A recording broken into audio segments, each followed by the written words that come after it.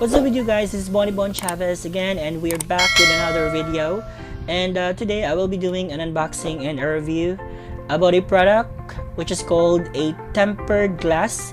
But this is just not a normal tempered glass, guys. My twist. So this is actually called a privacy tempered glass. So how did I end up discovering this product? So one of my workmates, Jen, if you're watching this video, hi. So she's actually using this product, guys, on her phone, and I was just amazed because it will really provide you like a privacy. If you're a private person, then this is the best product for you guys. And I searched this on Shopee, and luckily may nakita ako na ganitong product. So since very cheap naman, guys, so I ended up buying the product. So ito yung product, guys. Actually hindi na siya unboxing kasi na-unbox ko na siya kanina. And this cost 235 pesos lahat, guys, including na yung shipping. And per privacy tempered glass, nagkakahalaga siya ng 80 plus pesos. Ilalagay ko na lang dito sa screen kung magkano talaga yung isa. And dalawa yung binili ko. If you're interested in how to install this on your phone, guys, and know anong benefits niya sa phone nyo, so please stay tuned, sit back and relax and enjoy the video. Alright, so okay guys, let's start installing the privacy tempered glass. So I am using a Nova 3i Huawei phone, and first we need to check the wipes, the dry wipes and the wet wipes first. So let's use the wet wipes para linisin natin yung screen ng phone.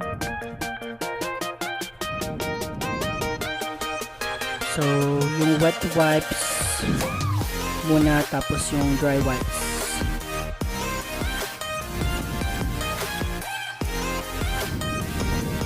Gamitin lang natin yung paper, and then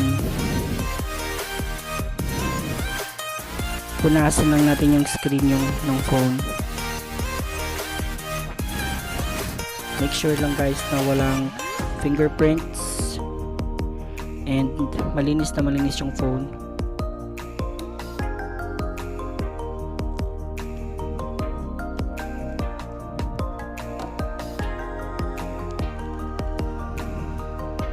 Make sure din yung sides, napunasan mo din yung sides. And after using the wet wipes, gamitin mo na rin yung isang wipes, which is the dry wipes.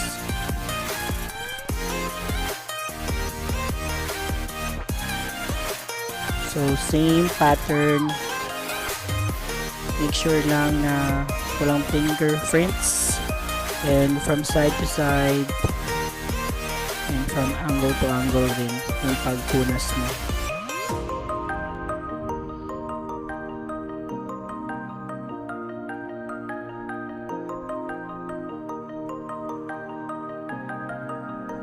So after nun, guys, after checking if it's malinis na, then you can start installing the privacy tempered glass.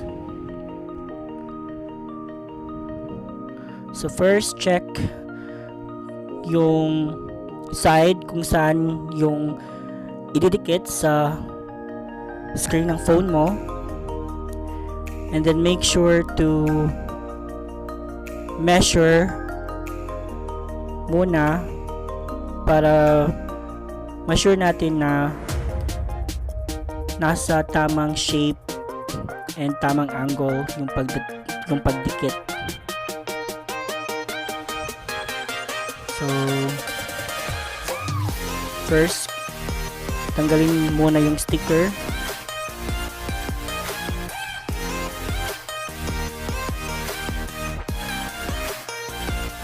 Dahan-dahan lang, guys, baka mabasag. And then start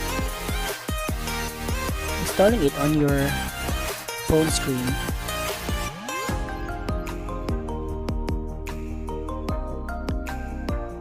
Make sure na yung lens ng camera hindi natatakpan.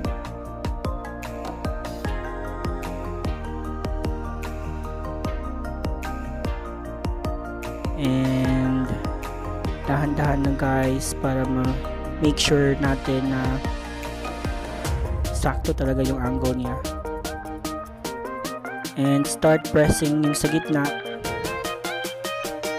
and then sa side, and use the wipes para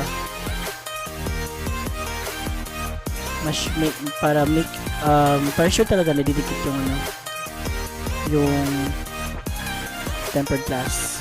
So check if it's working, and check mo din yung side, diba? So yun nga guys, it's working naman kasi as you can see, pag tinitignan natin sideways, hindi natin nakikita yung yung laman ng phone pag naka-on yung phone. So yun lang guys, that's how we install the privacy tempered glass. Alright, so that is all for today guys. If you like the video, please give it a thumbs up, and if you have questions, please comment below. And that's all for today. Bye.